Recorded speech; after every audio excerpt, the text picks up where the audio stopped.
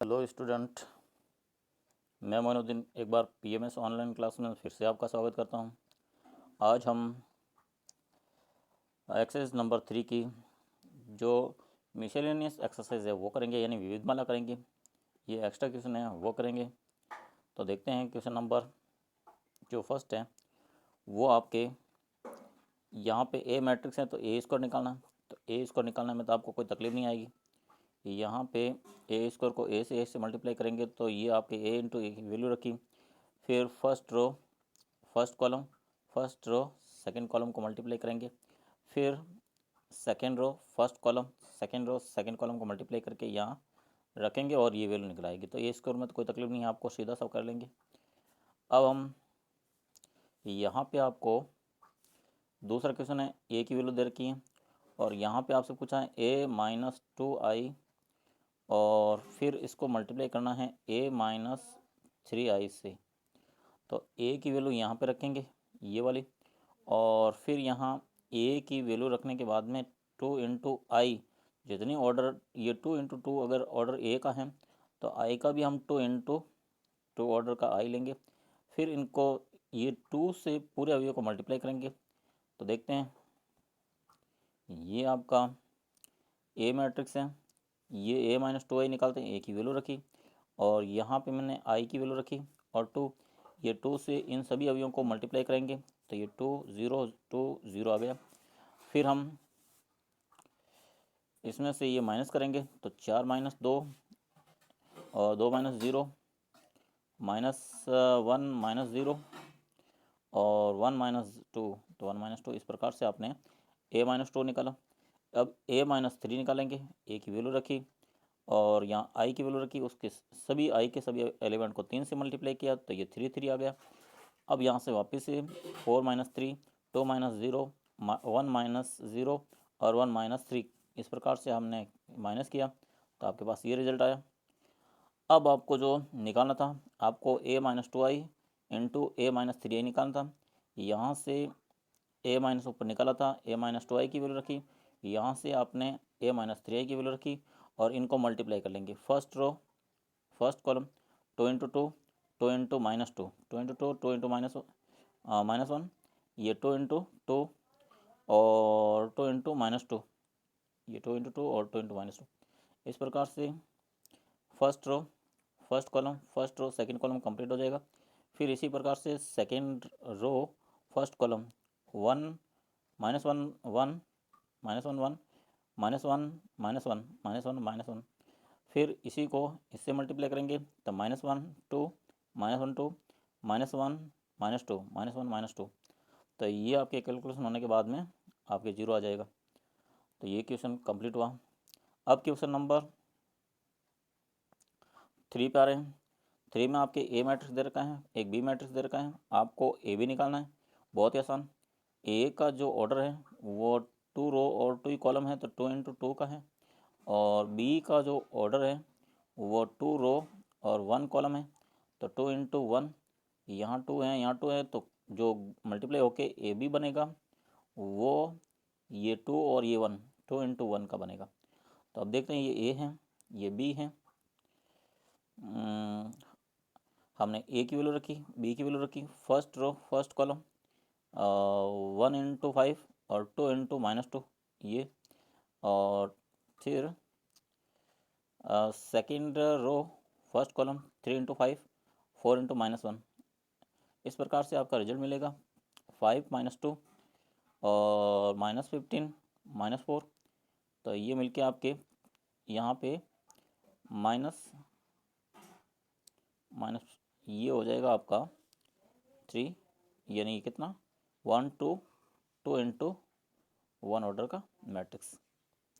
तो अब आप यहाँ पे ए क्वेश्चन नंबर 4 में दे रखा है, ए दे रखा है, यहाँ बी दे रखा है। ए मैट्रिक्स और बी मैट्रिक्स में ये आयटा दे रखा है और आयटा की वैल्यू आप जानते हो रूट ऑफ -1 होता है, तो आयटा स्क्वायर होगा वो -1 होगा। अब बी ए निकालना है तो यहाँ बी ए में बी की वैल्यू रखी, यहाँ से यहाँ ए की वैल्यू रखेंगे और फिर इसको मल्टीप्लाई करेंगे तो 0 और यहाँ पे भी 0, 0 0 आ जाएगा, तो ये तो 0 आ गया। और इसको मल्टीप्लाई करेंगे तो 0 into 0 0, eta into eta eta square, तो ये आ गया 0 और आइटा आइटा स्क्वायर हो गया। फिर आपके सेकेंड रो फर्स्ट कॉलम, ये आइटा माइनस आइटा स्क्वायर, ये आइटा माइनस आइटा स्क्वायर, और फिर ये और ये 0 और 0, तो ये 0 0 आ गया। इस प्रकार से क्वेश्चन नंबर 4 हुआ। अब क्वेश्चन नंबर 5, हम पहले एक्सरसाइज नंबर 3.2 में कर चुके हैं। ये क्वेश्चन है, इसमें a-1 दे रखा है, a प्लस बी दे रखा है, आपको a और b का वैल्यू निकालनी है। इसको हम इक्वेशन फर्स्ट दे देंगे, इसको इक्वेशन सेकंड देंगे। इक्वेशन फर्स्ट एंड सेकंड को प्लस करेंगे जिससे b कैंसिल हो जाएगा और 2a की वैल्यू आ जाएगी। इधर वाले करस्पॉन्डिंग एलिमेंट जुड़ के यहाँ आ जाएगा। फिर 2 से इधर सभी एलिमेंट डिवाइड करेंगे तो a की वैल्यू आ जाएगी। तो ये देखो, ये आपने इक्वेशन फर्स्ट मानी, ये इक्वेशन सेकंड मानी, और हमने इक्वेशन फर्स्ट और सेकंड को प्लस किया, तो ये आपका 2a आया। इनका करस्पॉन्डिंग एलिमेंट को जोड़ेंगे तो जुड़ के ये अपना जो बनेगा 2a बनेगा। अब यहाँ 2 से इधर डिवाइड कर देंगे तो a की वैल्यू आ जाएगी। इस सारे एलिमेंट को 2 से डिवाइड करेंगे तो ये आया आंसर। अब a की जो वैल्यू है वो चाहे तो इक्वेशन फर्स्ट में, ये फर्स्ट में या सेकंड में किसी में भी रखो, तो a की ये b की वैल्यू आ जाएगी इस प्रकार से। और या फिर आप इक्वेशन इसको और इसमें माइनस कर देंगे, फर्स्ट इसमें से घटाएंगे तो ये प्लस हो जाएगा जिससे a कैंसिल हो जाएगा, 2a की वैल्यू आ जाएगी। और ये भी कर सकते हैं, तो ये आपका 2b आ गया, इनका करस्पॉन्डिंग एलिमेंट प्लस किया, तो इस प्रकार से आपका रिजल्ट b की वैल्यू आ जाएगी। तो b निकालने के 2-3 मेथड बता दिए मैंने, चाहे तो इक्वेशन फर्स्ट में वैल्यू रखो, चाहे इक्वेशन 2 में वैल्यू रखो, चाहे इक्वेशन फर्स्ट में से माइनस कर लो 2, तो भी आपके b की वैल्यू आ जाएगी। अब हम कर रहे हैं इक्वेशन तो हो गया।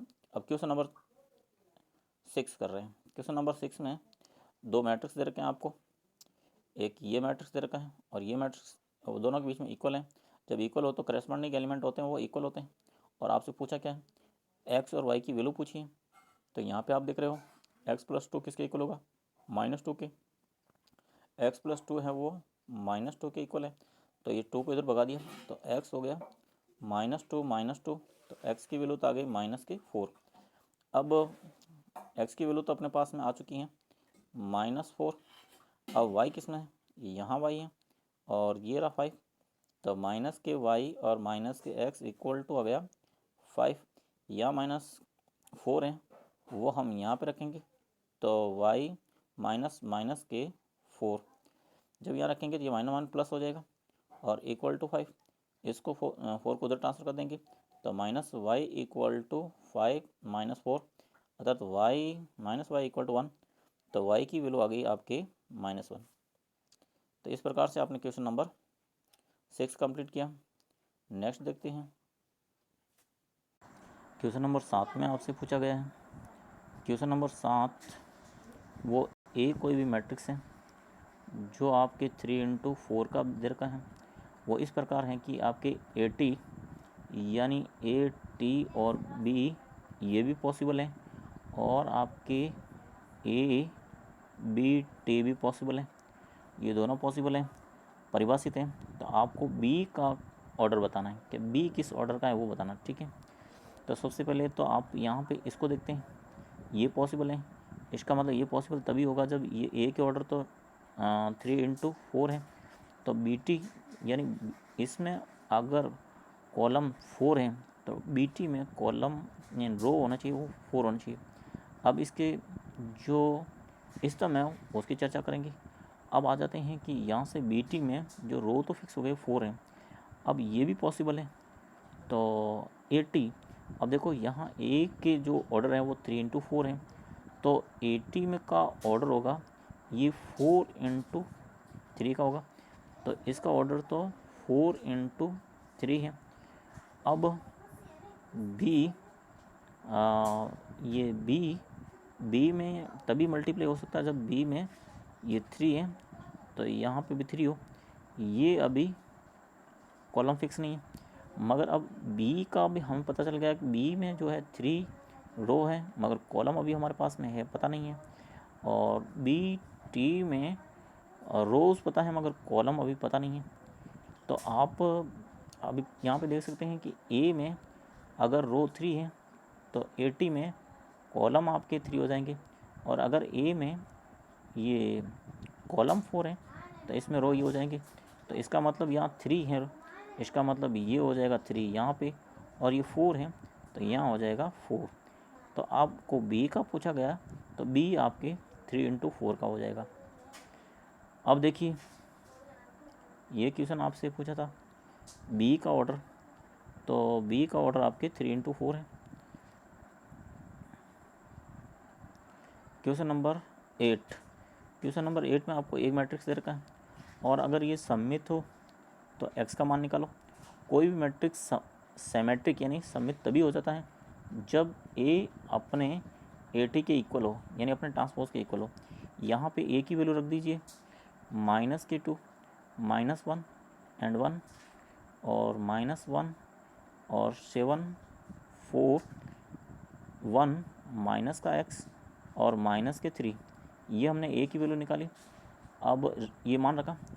अब AT का ट्रांसपोज करते समय इस रो को कॉलम में चेंज करेंगे तो ये -2 -1 और यहाँ 1, ये -1 और 7 और 4, यहाँ 1 और माइनस के x और माइनस के 3, यहाँ x है। तो अब देखिए x का मान पूछा गया तो यहाँ पे x है और ये बराबर है तो एलिमेंट ये इसके इक्वल होगा। तो -x इक्वल टू 4 के, तो x इक्वल टू हो जाएगा -4 अगर ये सिमेट्रिक है तो। या फिर यहाँ से भी देख सकते हो -x किसके 4 के बार इक्वल है तो x इक्वल टू 4 आ जाएगा। तो इस प्रकार से आपके अगर सिमेट्रिक है तो यहाँ पे x का वैल्यू अपन 4 आ चुका है।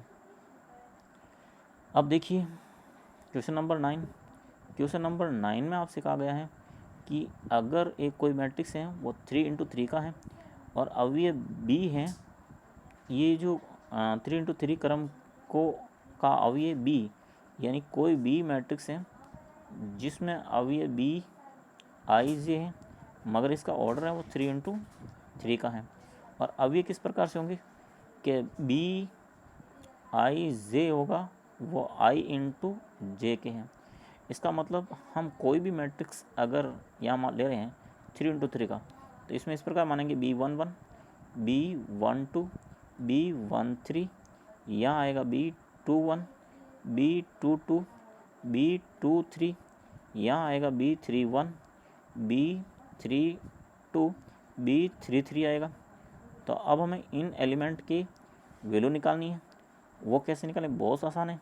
जैसे b या 1 1 निकालेंगे तो 1 इंटू 1 से मल्टीप्लाई करते ये 1 ही आएगा, तो इसके रिजल्ट तो 1 आ गया। b22 निकालेंगे 2 2 चलो ऐसा निकाल देते हैं, या 1 2, तो 1 2 निकालेंगे तो 1 को इंटू 2 से मल्टीप्लाई करेंगे तो 2, ये 2 आ जाएगा। अब देखते हैं ये किस प्रकार निकालेंगे। जैसे अभी मैंने बताया था कि हमें b11 b ये आपका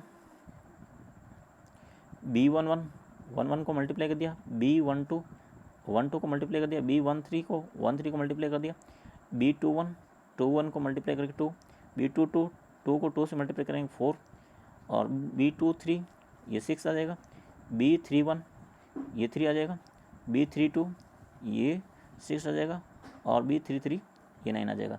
इस प्रकार से आपका जो B मैट्रिक्स बनेगा वो फाइनली अपना इस प्रकार बनेगा। ये 3 इंटू 3 का है तो ये हो गया पहले तो 1, ये 2 और ये 3, ये यहाँ पे 2, ये 4 और ये 6 और फिर 3 6 और 9, ये आपका बी मैट्रिक्स हो गया। अब ये आप देख सकते हो यहाँ पे बी मैट्रिक्स है। लास्ट हम 10 सवाल ही करेंगे तो देखता वीडियो बड़ा हो रहा है मगर लास्ट सवाल तो कर ही लेते हैं। देखो ए मैट्रिक्स है वो आपके दे रखा है, ये ए मैट्रिक्स दे रखा है या बी मैट्रिक्स दे रखा है और आपको पूछा गया है तो ए प्लस बी टी याद करो, तो बहुत ही आसान सा है, ये आप कर सकते हो। ये आपके ए मैट्रिक्स हैं, ये बी मैट्रिक्स हैं।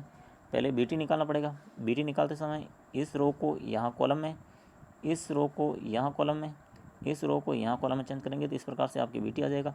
फिर ए प्लस बी टी को जोड़ लेंगे, तो ये आपका ए की वैल्यू यहाँ रखी, ये बी की वैल्यू रखी, फिर करस्पॉन्डिंग एलिमेंट जुड़ जाएगा, ये 2, ये -1, 2 -1 मिल के ये 2 में से 1 जाएगा तो यहाँ 1 आ जाएगा, और ये 3 और +3, तो 3 + 3 मिल के ये 6 हो जाएगा। ये -4 और -5, ये -4 -5 जुड़ के -9 आ जाएगा। -1 और 2, ये -1 2 मिल के 1 आ जाएगा, और ये 2 + 4, ये 2 + 4 मिल के 6 हो जाएगा, और ये 3 एंड माइनस, ये 3 माइनस के 6, ये -3 आ जाएगा। इस प्रकार से आपने ए प्लस बी टी का वैल्यू निकाल दी, आपका आंसर आ गया। और आज हम 10 सवाल करेंगे, नेक्स्ट अगले वीडियो में करेंगे।